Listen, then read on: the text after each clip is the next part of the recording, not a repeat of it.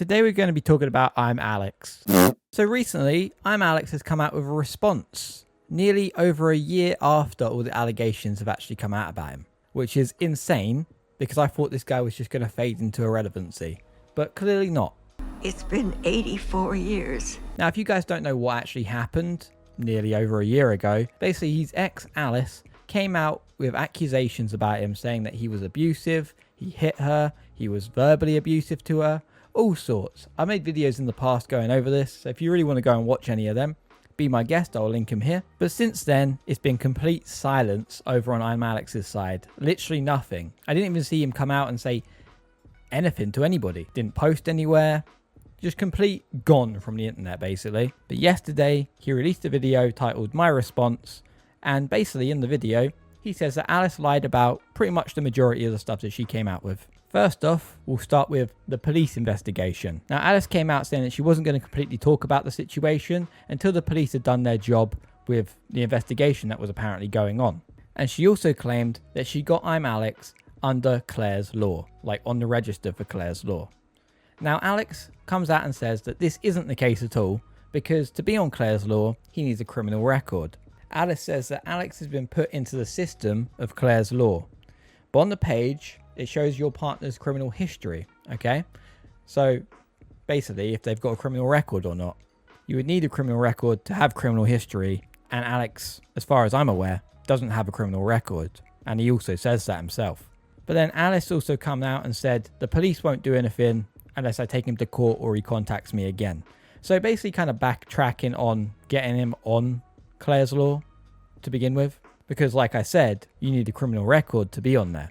And to get a criminal record, you need to be taken to court, which she hasn't done. Alice has lied continuously for the last 12 months that I was under a police investigation to friends, ex-girlfriends, and YouTube commentary channels. Alice has continued to make false allegations about me to this day and said that she had pressed charges against me in a comment on TikTok.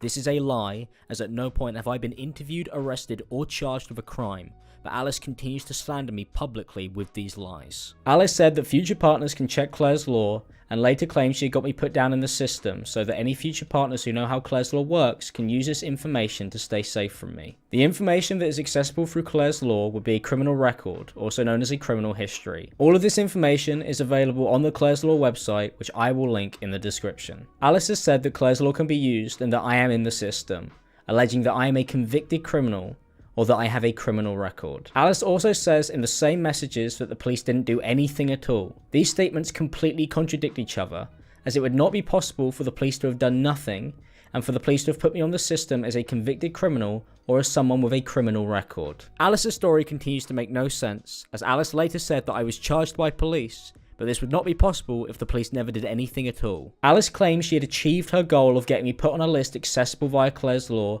and that she had saved people because of this. None of the statements made about the police investigation make any sense, as Alice claims she had put me on a list that would require me having a criminal record and a caution from the police, but also says the police didn't do anything at all. This is because Alice is and always was lying. Now, also in the video, Alex claims that Alice was physically abusive to him. Claims that she hit him, kicked him, all the above. Now, there wasn't a lot of evidence shown here that was like good enough to kind of prove that this was actually happening. So I'll just show you some of the clips where Alex is talking about it.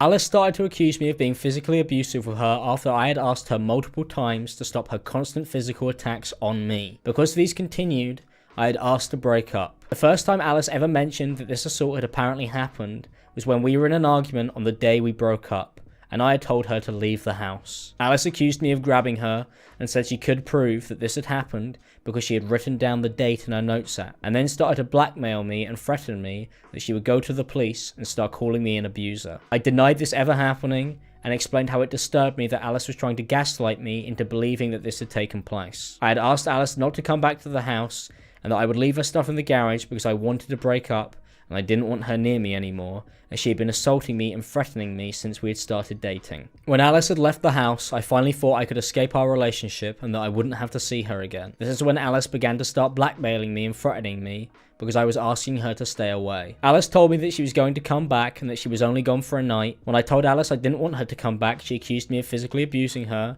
Alice then threatened to report this lie to the police to stop me from trying to leave our relationship. I knew that now, if I tried to leave, Alice would accuse me of physically abusing her, as she had used this to get me to back down from trying to end our relationship in this conversation. The false accusations and police threats were the final straw. I did not want to be blackmailed again into staying in our relationship. Alice continued to insist that I had assaulted her in our argument over text, but as I have shown, we were completely fine on the 19th of October because this fight never took place. When I said that Alice can't go around screaming in our house, it was because it was attached to the message where I was explaining why I had started to sleep downstairs because she would punch, kick, and scream at me, so I'd been forced to sleep on the sofa. Because we lived in a rented house, I didn't want to be evicted because of the constant arguments and screaming when I would sleep upstairs. Now, like I said, there's not a lot of evidence here shown, and if it is shown, it's pretty weak evidence in my opinion. If he's trying to say that this is an actual thing that happened, he needs to come with harder evidence than this so that people actually believe him. Now, do I believe him? In a way, I do believe that they were both kind of physically abusive to each other. Maybe not as far as like hitting each other hard or whatever, but I do think that something happened, at least verbally abusive, 100%. Now, Alex, in his response, says that a lot of this is to do with his BPD, right, which he has been diagnosed with, whereas Alice says that he's not been diagnosed with BPD.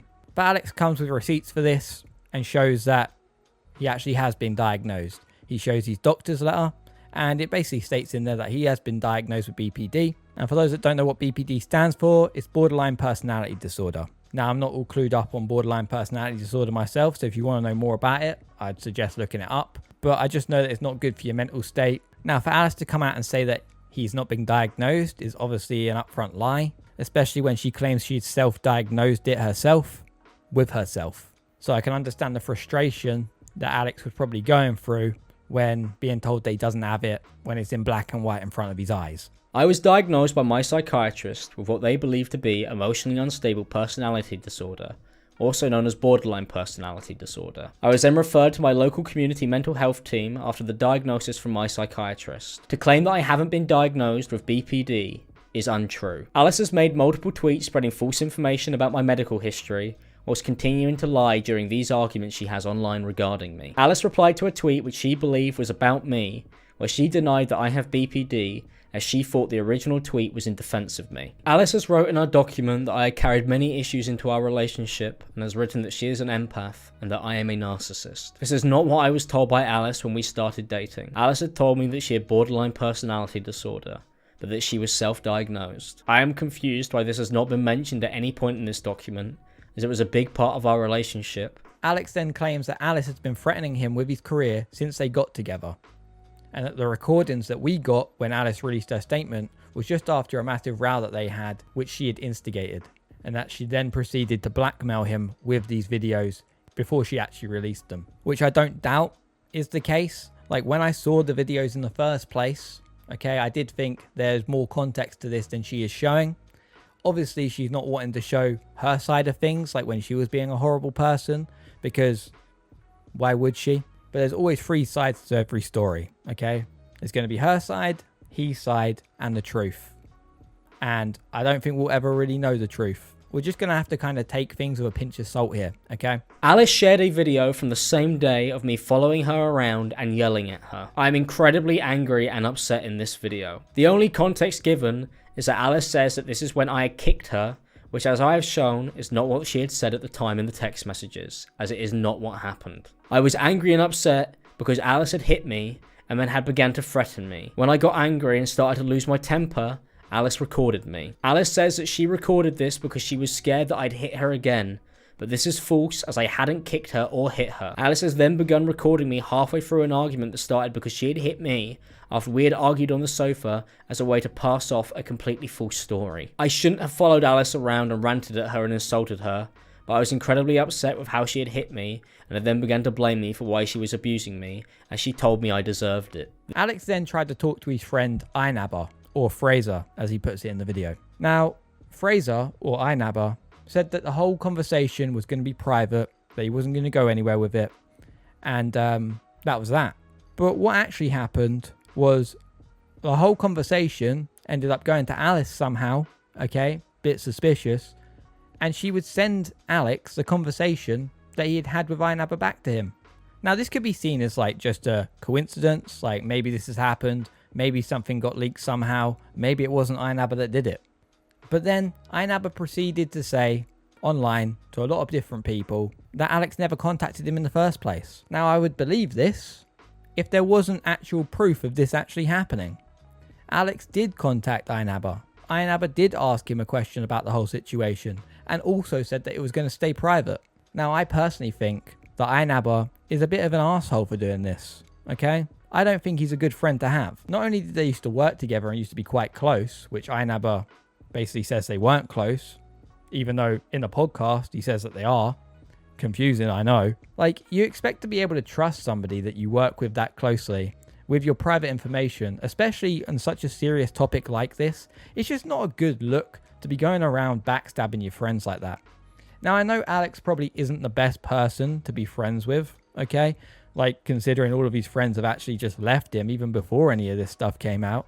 I think it was like a year before everyone kind of just parted ways with Alex. But that doesn't give you the right to just go about backstabbing people like that. I just think it's a really shitty thing to do. A friend of mine at the time, a YouTuber who goes by the name of InAbba, had messaged me in our group chat encouraging me to share more stories and all the evidence I had of Alice's abuse. He told me I could trust him and that because we were friends that they weren't going to share any of it anywhere and that it would remain private after I made it clear that I was worried that it would be leaked. Alice messaged me with direct screenshots from the private conversation that I had had with InAbba and my friends. Alice had been sent screenshots from our private conversation and it was clear that if I talked to anyone she would know as she was following as many of my friends as possible. Alice said I shouldn't be lying about her hitting me and that she would sue me, but as I've already covered in these texts earlier in this video, she then went on to admit to hitting me in these messages and in her document. Alice made it clear to me that I couldn't talk to anyone about what I had experienced, as she was now contacting all my friends and isolating me completely, which is exactly what I feared she would do,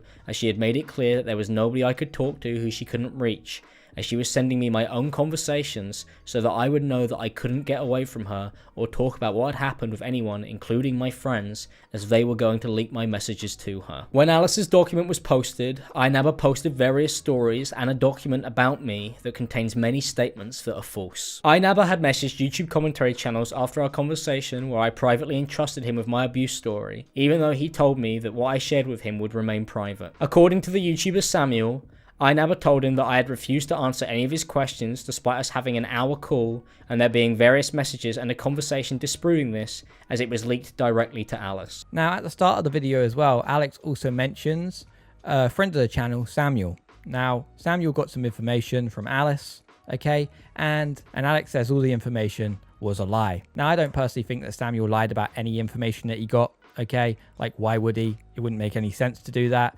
He's not going to benefit from doing that. But I do think that possibly the information that he did get might have been false information to begin with. Maybe not all of it, but I don't know. I wasn't part of that conversation. But I mean, that could happen. Like I said before, we're never going to know what's actually truthful and what actually isn't, because we're getting two different sides to the story here. One saying one thing, one saying the other. One story contradicts the other story, okay? All the allegations that Alice came out with are also the allegations that Alex is coming out with, but against her rather than him. Like one, for example, forgetting her birthday. Now, this one stood out to me a little bit because I thought it was actually ridiculous. So basically what happened was Alex had a work thing going on, okay? He had arranged it with her already and said that he had to go to this work thing, but they would do a different day for her birthday. And she seemed fine with it over the messages that he posted. But in the allegations that came out in her document that she kept changing over and over again, by the way. Bit sus, I know. But she said that Alex completely forgot about her birthday and only got her one present as well on the way to her house. When this isn't the case. And he shows the amount of stuff that he'd bought her. Not only did he spend a fuck ton of money on her presents, he also shows that he arranged a day. He shows pictures of him going to her house through text messages with the bag of presents in hand. Now, I think that's a really shitty thing to do if this is all a lie from Alice. You know what I mean? Especially if someone spent so much money on you and actually cared enough to remember your birthday and set a day to actually do something with you. I think that's just, you know, just a nasty thing to do in general. But Alex also says that he reckons she did this because she forgot his birthday. So maybe she done that out of guilt. I don't know. Alice has also written a story about her birthday where she accuses me of cancelling it. Alice wrote that he ended up cancelling coming to see me on my birthday, in brackets, or forgot it, and went to see Star Wars with his friend instead of seeing me. When I told him it was my birthday, he ended up going out after the movie to grab a gift and eventually came to my place at midnight. I spent the whole day waiting for him. He invalidates my feelings after I said I got upset about it and tried to justify it by hanging out properly before my birthday came. Everything that Alice has written about this is a lie. I did not forget Alice's birthday or cancel it, and the text messages from the day show that what Alice has written here is untrue. I was booked into a Star Wars premiere by my management, and I texted Alice straight away and made her aware that I was working earlier in the day, but that I could come over late. We hadn't arranged anything at this point, and there were no prior plans. I was telling Alice when I was available, and that I had work booked earlier in that day. I thought it was completely ordinary to go from work to see Alice on her birthday.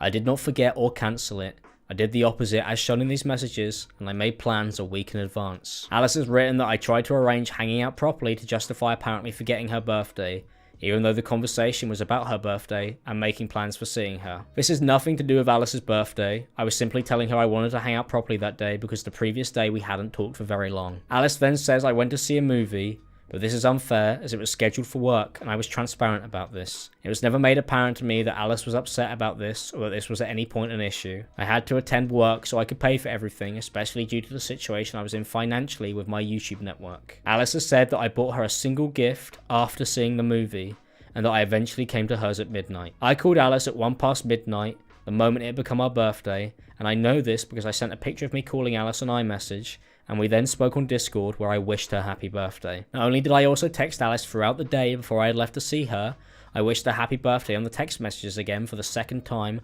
after our call earlier in the morning. I had also bought Alice gifts in advance and wrapped them, and she knows this because I had already showed her that I had wrapped them before.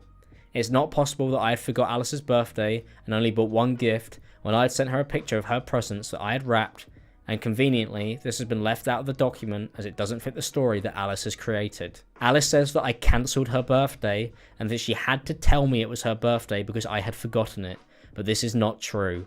I had sent texts to Alice about being excited to see her on her birthday, and that I had gone out to get her some more gifts on the day of her birthday to add to the ones I had already bought her and wrapped. Now, one thing that I find quite convenient, which Alex also points out, is that she cut out all the times that she used offensive language towards Alex in her statement. Now, Alex shows all these, well, not all of them, but quite a fair few of them, okay? Now, I don't think it's right to use any racist language at all, and Alex using it as well is disgusting behavior, because if you weren't caught with it, you probably wouldn't apologize for it, right? And you shouldn't be using that in the first place. It's never acceptable to be using that sort of fucking language, okay? But to cut it out and to make yourself look like the good Samaritan and all of this, it's just a really bad look for you. It makes you come across as a liar, okay? And that doesn't look good for when somebody like Alex, for example, comes out with all these other accusations about yourself. And has cropped messages that showed her using the same racial slurs that she had accused me of bringing into our relationship, as it directly contradicted her story. This was unacceptable behaviour, and I deeply regret using such horrific language. Now, Alice also claimed that Alex smashed up her PC screens, like her monitors. That wasn't the case either, apparently, according to Alex. Obviously, take all this with a pinch of salt, because I don't know what the truth is, but he asked her in a text message how she had packed them. Okay, and she just said that she wrapped them in a blanket or something like that, which is silly. Just use bubble wrap, moron. But then he also offered to buy her new monitors, which she conveniently left out of her statement. Like, there's too many of these little convenient things that she's left out here. Too many things that she's like cut out. Too many things that she's hiding to make her statement look as true and believable as possible. This is why I think something's wrong here. There's definitely something wrong, and I think that gives Alex's response more merit in a way. Because if she had nothing to hide, she wouldn't be hiding it, surely. Is that not like a logical way of thinking about it? I think it is. Alice has also gone on to accuse me of smashing up her belongings, which is a lie. At no point had I broken anything of Alice's during our relationship, and as you can see from these messages that Alice has left out of her document, she sent me pictures of her monitors a few days after our argument, where Alice had falsely accused me of assaulting her and threatened to report me to the police because I had asked Alice to stay away from me because I no longer wanted to be in a relationship with her. I told Alice I did not know how this happened, but I offered to pay for new ones to avoid any more arguments, as I was already drained from the constant false accusations, threats and blackmail. Now, there was also a big thing in her last statement about him basically shoving her abuse aside. Like, she was SA'd, she explained it to him, and apparently he just dismissed the whole thing. Now, from Alex's side, he has said that the conversation didn't go that way. The conversation went like this. He was watching a TikTok video, getting ready to record a video. She came in talking about all her past sexual partners. He wasn't ready to have that conversation, so he told her that it wasn't a good time, and that was that. Now, he does admit to possibly mishearing what she had said afterwards because he was, not in the mood to talk about something like that, which is stupid on his part. Of course it is, but it's an easy mistake to make. That can happen to people, especially if you're busy doing something, okay? If you're focused on something, I know I do this. When I'm focused on something, everything else is just blocked off for that time. For that moment in time, I can't focus on two things at once. Anyway, this wasn't the issue here that I wanted to bring up. This bit, to me, was actually the worst bit of the whole situation. Okay, when I read it and when I watched it, it made me feel physically sick. Now, Alex confided in her and told her that he was SA'd as well. Okay? Now, when they broke up, she then went and followed the person that Alex had told her SA'd him. Now, that's a very psychotic thing to do. Okay? That's a very horrible, nasty, evil thing to do. Especially because you know that Alex is going to see that. You're trying to get at him by following the person that SA'd him. Literally assaulted him. Now, he goes on to talk about this, and I'll play the clip here. Alice has also written in a document about the time that she had told me that she had been sexually assaulted in the past. Alice wrote that we ended up going on holiday together to Italy in July, and an argument came about when he was watching a video about a girl being hypersexual after trauma. I opened up to him about my SA and the trauma that I had been through myself. In response to this, he tells me he doesn't want to know what has been done to me by other guys, and I ended up leaving into another room crying. He threatened to leave and get a flight back on his own, taking into account this was my only third time abroad, and he knew that it would make me very upset and scared, like he knew I needed him there with me. Bringing up weird shit on our first holiday, you ruin every moment. I have no fond memories with you. I spoke about something I had gone through with the trauma, opening up to him about my experience of SA, and this is how he responded. This is not what happened at all.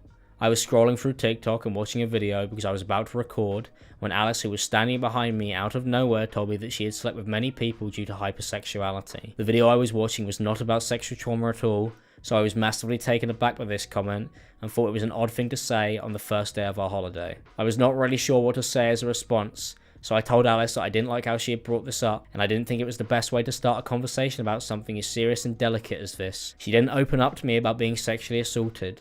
I was not even aware of the conversation and what it was about, as Alice had only made a passing comment about hypersexuality and her previous partners. After I had finished work, I went to the bedroom to talk to her, and she refused to speak to me. Alice then told me that I should sleep on the sofa. I was more than willing to talk about whatever Alice wanted to, and I apologized for upsetting her. When I mentioned again that I was not annoyed, I was just surprised by what she had said. She told me she didn't care, pushed me, and told me to sleep in the other room. I sent Alice that message because I was incredibly defeated at the time.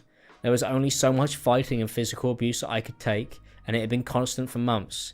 I was angry and upset about her pushing me constantly. It had nothing to do with the conversation about sexual assault that Alice has referenced in this document. I believe Alice has created this false version of events due to a conversation that we had after we had broken up, as Alice has started to use personal stories that I had told her to torment me. I had confided in Alice about being sexually assaulted when we had begun dating, and after our breakup, Alice had blackmailed me and was using my reactions to build a document. So she started to follow people that I knew and had personal connections with to try and trigger a reaction from me. Alice followed the person who I had told her had sexually assaulted me in the hopes that I would react. I was incredibly upset that Alice was using something deeply personal that I had told her about in confidence as a way to get to me. Alice messaged me saying that I knew why, and then went on to clarify that she did this because she was upset with me. We continued to talk about it, and this is when Alice told me that I should have fought back. I've blurred the names as I have no interest in making this a public matter, and I have no intention to discuss this publicly beyond this, as I hoped it would remain private between us. Now, back when all these allegations started coming out as well, another content creator called ImAllexx Mon, who's Winnie's ex-girlfriend, came out with a statement saying that she got Alex fired from the talent agency that they were both with, okay? Now, Alex came out and said that this is all lies. And he came with receipts as well. Not only does he say that he quit the talent agency 7 months after that statement came out, but also they were on good terms. So I don't know where Mia's getting that information from, whether she's just outright lying about the situation for whatever reason. I don't know what she's gaining from that. But to say that when it's false, clearly, okay, is a bit weird to me. Mia X Mon, an influencer and content creator who was under the same management as me, posted a statement which is a complete lie. Mia claims that she spoke to my management and that they dropped me in June 2023 because she had made them aware of the rumours surrounding me and my relationship with Alice. Mia says that she had put pressure on my management to drop me due to these rumours, and that they did after she had asked. I was never kicked from my management. I left my management in January 2024 on my own accord, as shown in these messages. Mia says that I was kicked from management in June 2023, but I'd still been working with them and doing brand deals and premieres for the entirety of that year, as shown by this message from my management in July and these messages about the Star Wars premiere I attended in August, 2 months after Mia claims that they had dropped me. I asked to leave my management in January 2024, which is 7 months after Mia claims she got me kicked from my management. But all in all, my opinion on this whole situation is that these two people shouldn't have been together in the first place, and it's a good thing that it's ended, okay?